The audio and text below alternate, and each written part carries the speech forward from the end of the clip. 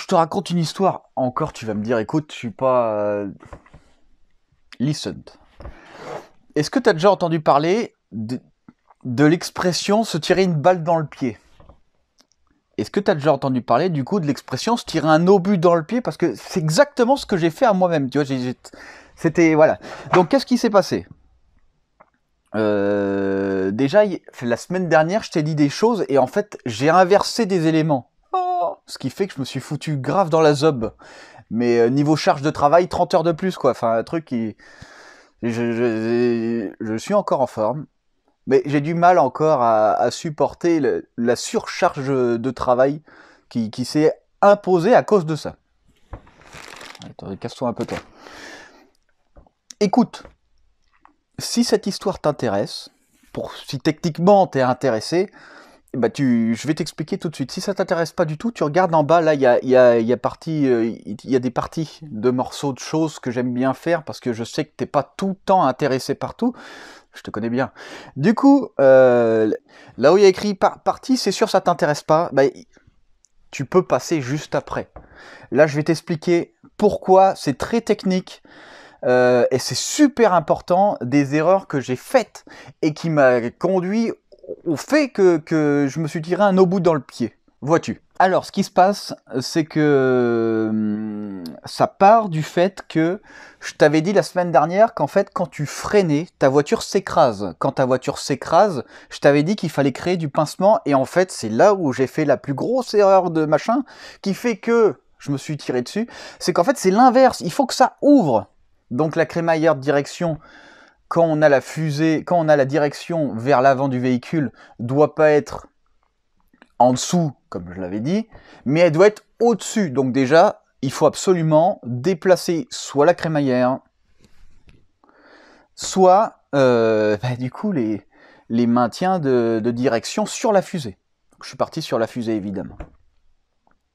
Donc ça déjà, c'est un point négatif. Donc le fait d'avoir mis la crémaillère par l'avant, j'ai un emplacement physique du châssis qui fait que je peux pas la mettre ailleurs que l'endroit où je l'ai mis. Du coup, forcément, ça impacte directement sur les fusées, mais de toute façon, les fusées, il fallait modifier l'emplacement des biellettes de direction. Je vais t'expliquer tout de suite après.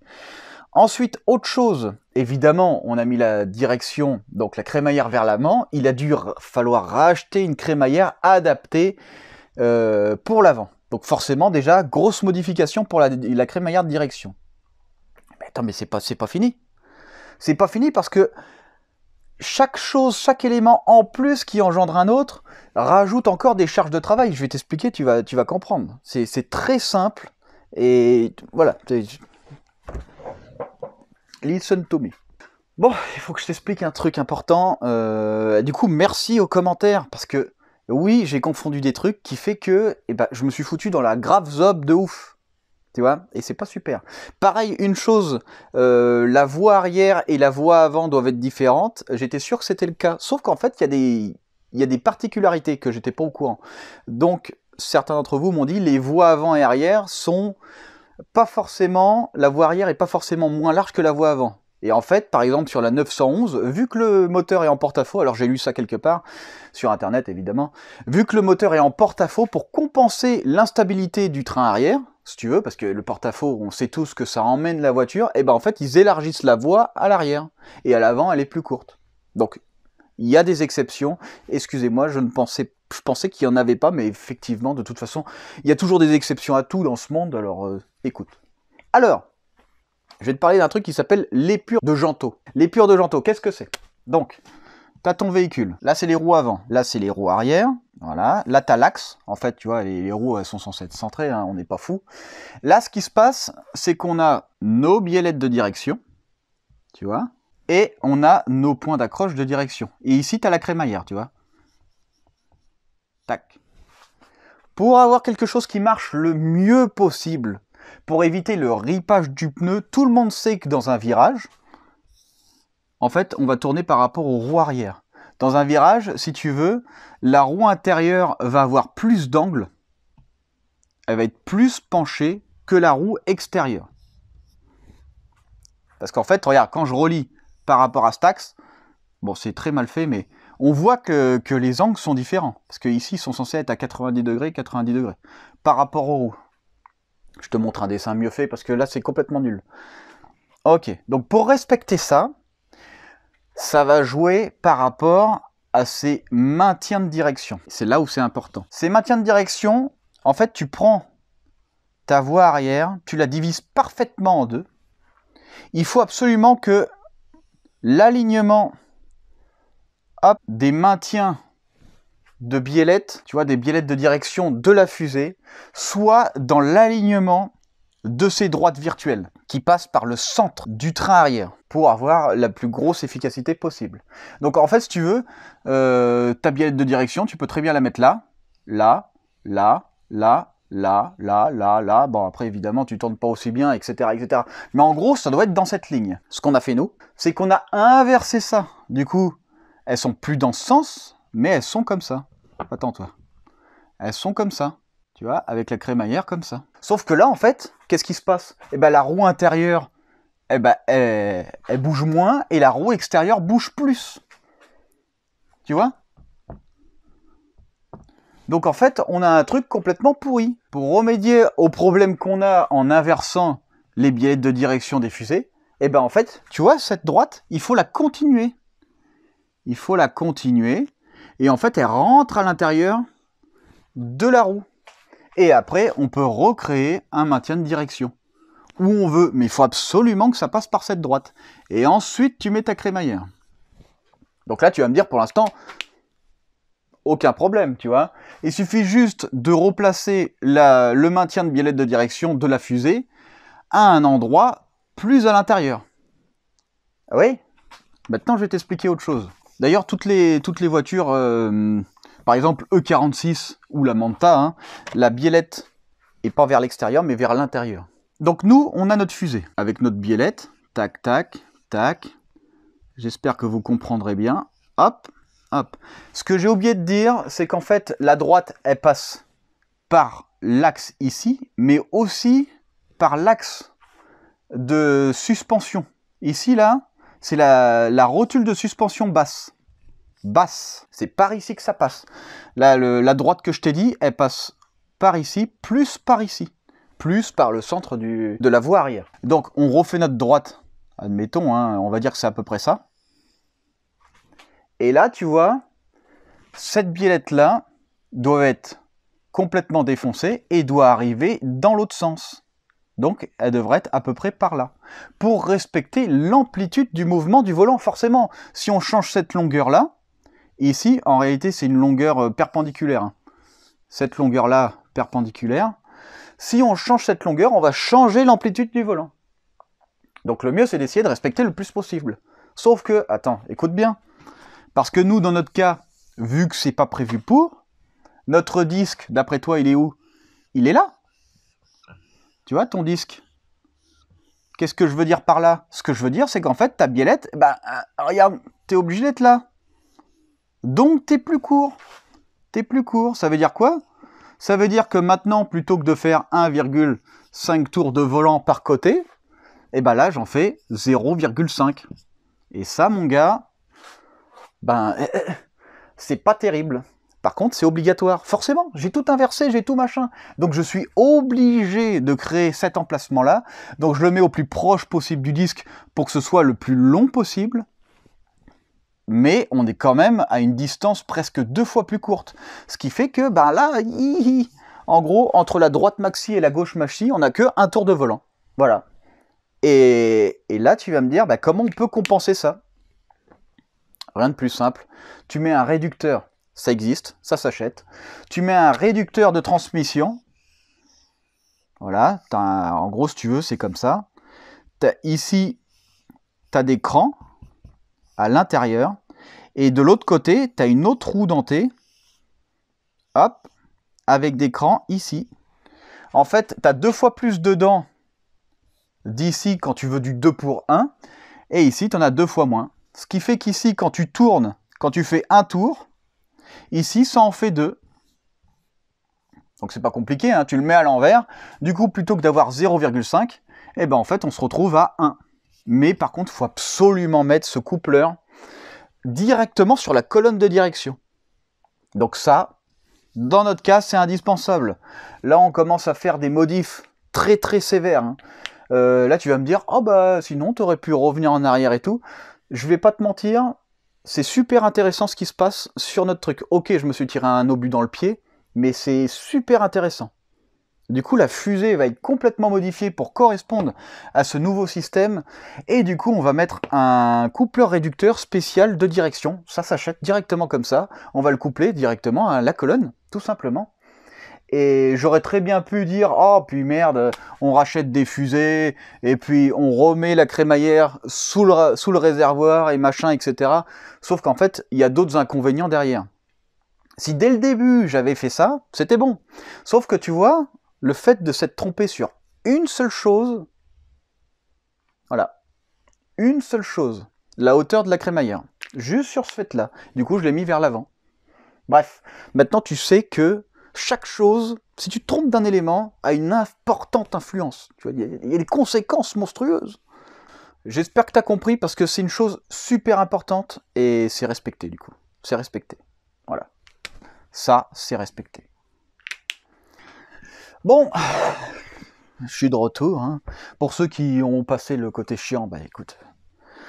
Ok, donc voilà, comme quoi, il y a des conséquences en fonction des choses, évidemment. Donc là, tu vois, cette erreur m'a coûté des dizaines d'heures, ça m'a coûté des trucs, mais en même temps, ça nous permet de découvrir des choses qu'on peut réaliser. On peut réaliser pas mal de choses, mine de rien, tout en restant sur un véhicule complètement stable, réellement. Alors, ce qui se passe... J'étais un peu bas, j'ai dû...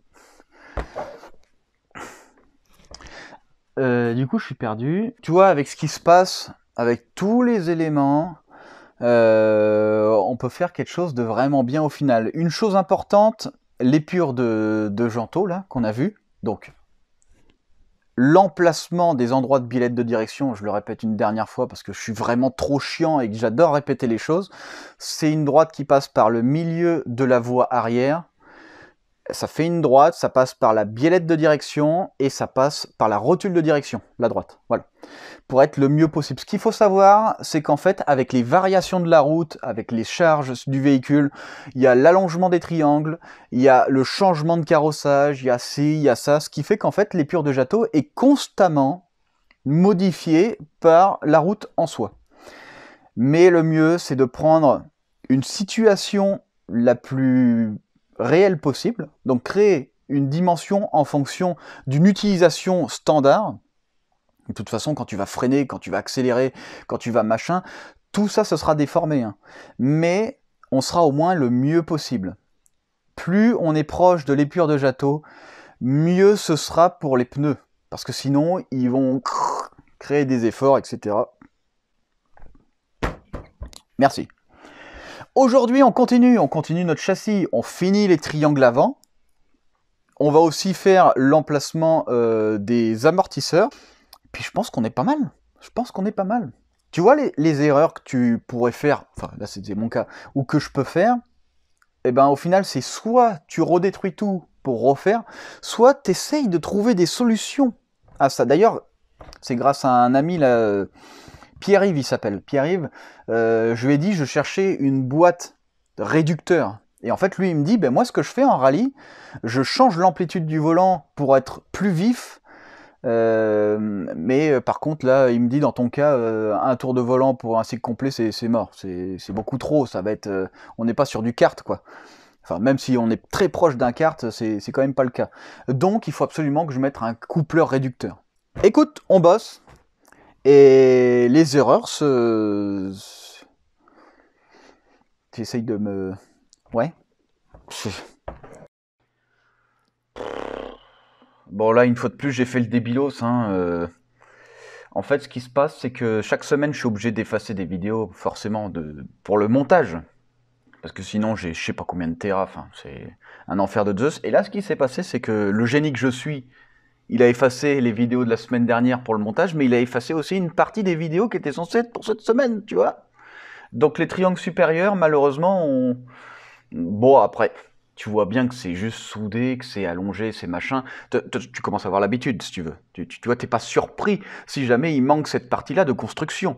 Tu vois bien que, au pire, tu vas la semaine dernière et tu regardes comment sont faits les triangles bas, c'est la même chose. Les triangles hauts sont pareils, avec le même type de réglage et tout. Donc, je pense que tu n'es pas perdu, écoute. Il suffit juste de retourner en arrière d'une semaine, de remonter un peu le temps.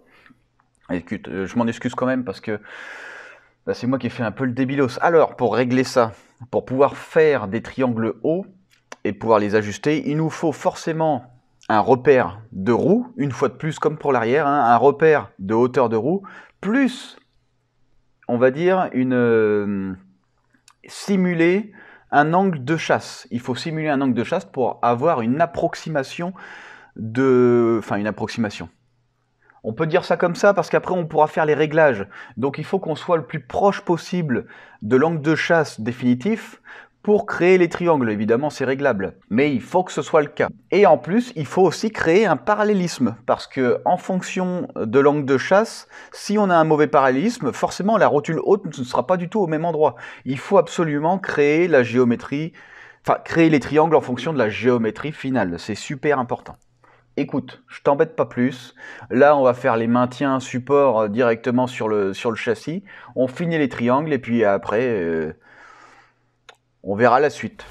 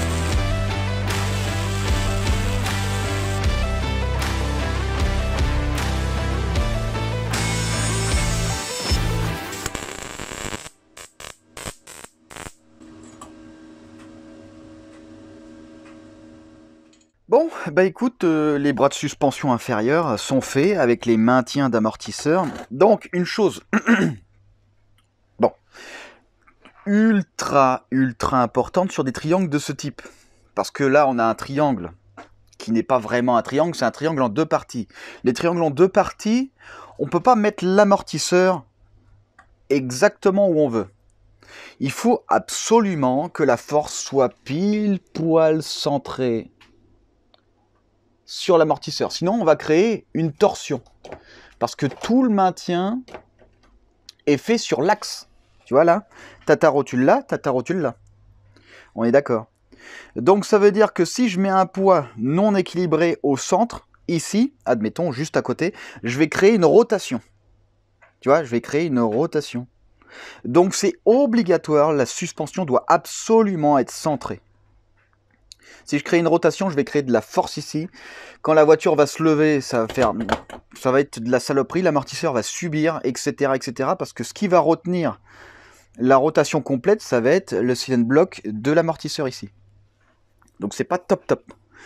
Donc voilà, c'est tout, c'est ce que je voulais te dire. Je pense que c'est important. Peut-être que tu n'en as rien à péter, comme d'habitude. Donc là, on a un truc hyper costaud. Hein. Là, il n'y a pas de problème. Équilibré, symétrique, etc. Donc, faire en sorte aussi que la force soit vraiment perpendiculaire. Après, on va pouvoir changer l'orientation. Donc, quand on fait un maintien d'amortisseur, évidemment, on se fie au triangle. Hein. On ne fait pas le maintien d'amortisseur. Oh, ici c'est bien. Non, il y a le triangle. Il y a triangle supérieur. D'ailleurs, j'ai fait en sorte que le triangle supérieur ne gêne pas l'amortisseur. Évidemment, il y a aussi la fusée. La fusée a une certaine dimension. Il y a aussi les éléments qui se passent autour. Donc, il ne faut pas la mettre n'importe comment. Pour qu'on ait le plus d'efforts possible, ça je l'ai déjà dit plusieurs fois, c'est que on soit à 90 degrés pile poil. Là, c'est 100% de l'effort. Plus on a de l'angle, plus on réduit l'effort. En fait, plus on va avoir de ressenti d'effort sur l'amortisseur. Je sais même pas si j'ai été clair, écoute. Tu sais quoi? On les monte. Là, je les monte. Et puis, je te montre un peu ce qu'on a fait depuis le début niveau géométrie avant. Bon, écoute. Du coup, j'ai tout mis en place, hein, évidemment, avec l'amortisseur. Tac. Donc, une triangulation full réglable, évidemment. Avec le bas aussi réglable. Chasse, carrossage, parallélisme sont réglables. Le pivot n'est pas réglable. Voilà. Mais c'est déjà pas mal. Hein. Sage, carrossage, parallélisme, c'est vraiment le top. Donc, évidemment, de l'autre côté, c'est pareil. Alors, j'ai dû mettre de l'angle sur l'amortisseur comme ici, tu vois, un angle de 65 degrés, donc normalement 90 degrés c'est ça, donc t'enlèves 20, je sais pas, j'ai même pas envie de calculer, écoute, j'ai pas la force physique mentale, donc écoute c'est pas mal. Alors pourquoi je les ai penchés autant? Alors c'est pas parce que la fusée,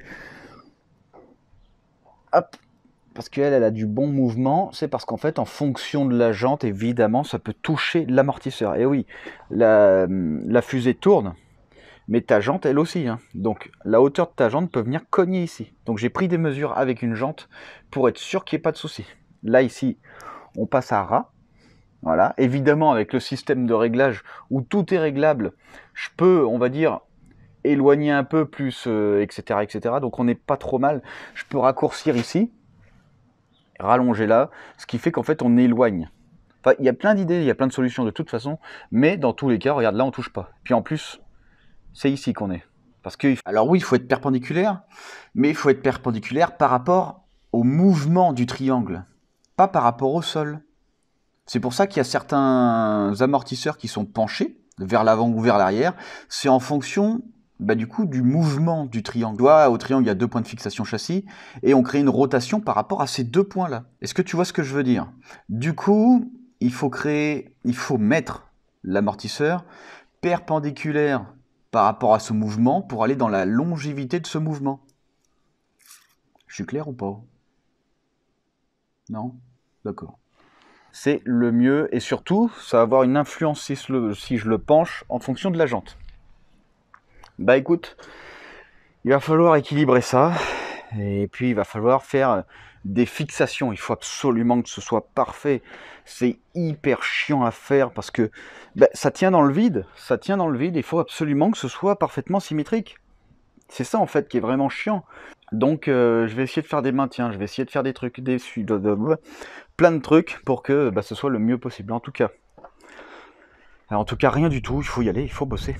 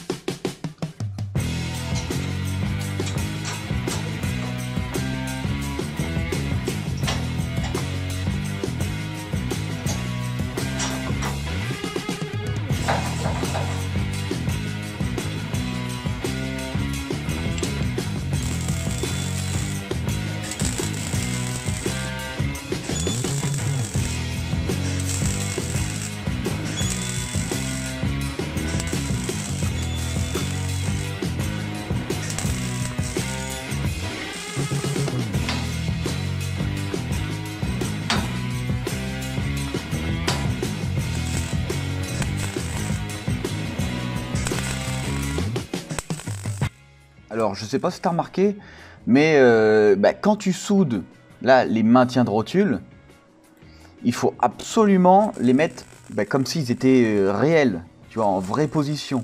Donc forcément, je mets les rotules dans leur emplacement avant de venir souder le reste. Sinon, on va avoir des déformations de l'acier. Si on a des déformations de l'acier, il y a deux solutions, hein. Soit ta rotule ne rentre plus, voilà, soit ta rotule, elle est flottante. Dans les deux cas, il faut surtout pas. Donc, quand tu sautes quelque chose pour du définitif, il faut vraiment avoir la position exacte pour éviter toute déformation, tout simplement. Écoute, je suis là que pour te donner des conseils. Je ne suis pas...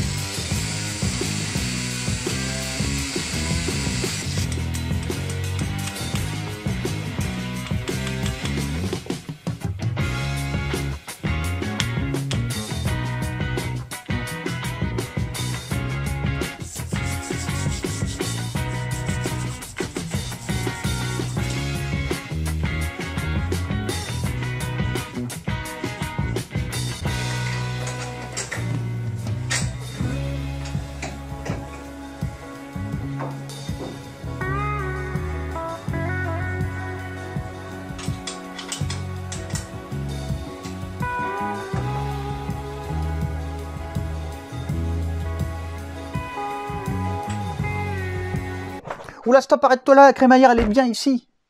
Trop tard, tout est modifié. Bah écoute, super, ça avance toujours, hein, le temps réel, c'est bien. C'est bien, j'ai pas eu beaucoup de temps, une fois de plus, parce que j'avais mes petites affaires à faire. J'ai fait en sorte que la Manta, enfin, soit à l'abri, que le concept car... Non, je l'ai pas encore fait celui-là. Que la Manta soit enfin à l'abri, qui fait que... j'ai perdu 3 jours, voilà, j'ai perdu 3 jours. Mais... tout le reste, regarde les fusées, les machins, les trucs, j'ai déjà commencé, les fusées sont presque terminées. Il faut que je les termine le plus vite possible, parce que tant que les fusées sont pas terminées, la voiture elle est pas sur ses roues. Eh ouais. Pareil, il va falloir que j'attende aussi les éléments de carrosserie, il va falloir que j'attende certaines choses. Donc ça avance, j'essaye de croiser les doigts, enfin j'essaye, regarde, j'y arrive. Mais j'essaye de... J'aimerais qu'on puisse... pour mi-avril, j'aimerais bien. C'est toujours d'actualité, même si, regarde, je me suis foutu 30 heures de travail de plus dans le fion, mais au final, je croise quand même les doigts pour respecter ces horaires-là. Ces dates-là. Donc, écoute, les erreurs, ça arrive. Regarde, t'as vu l'erreur monumentale, énorme que j'ai faite. Heureusement, grâce à vous, heureusement, grâce aux commentaires, je fais, mais attends, mais... Et puis, grâce à Pierre-Yves aussi, je fais... Ce sont des choses que des fois, il y a des choses que tu sais, et en fait, tu les inverses. C'est comme ça. Et puis c'est exactement ce que j'ai fait, et du coup, ça m'a tiré une grosse balle dans le pied. Mais au final, ça nous a permis de voir des choses qui sont super intéressantes, et ça nous a permis de faire des choses vraiment le plus précis possible, le mieux possible. Et surtout, ça sort de l'ordinaire. Ça sort de l'ordinaire. Ce sont des choses que vous ne verrez peut-être jamais ailleurs, qui seront jamais vraiment expliquées. Donc c'est plutôt chouette. Écoute, dans mon malheur, il y a du bien. Non. Bon. Après, tu vas dire que je fais tout le temps du caca, et puis voilà, je vais me sentir pas bien.